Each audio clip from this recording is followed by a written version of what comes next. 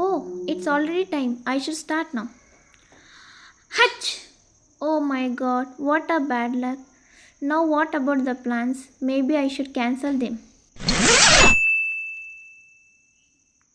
There is no scientific evidence that sneezing before going out is a sign of bad luck or you should stop from your plans.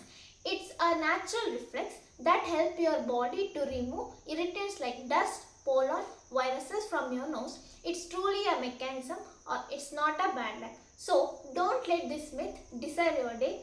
Let science guide you. Follow for more.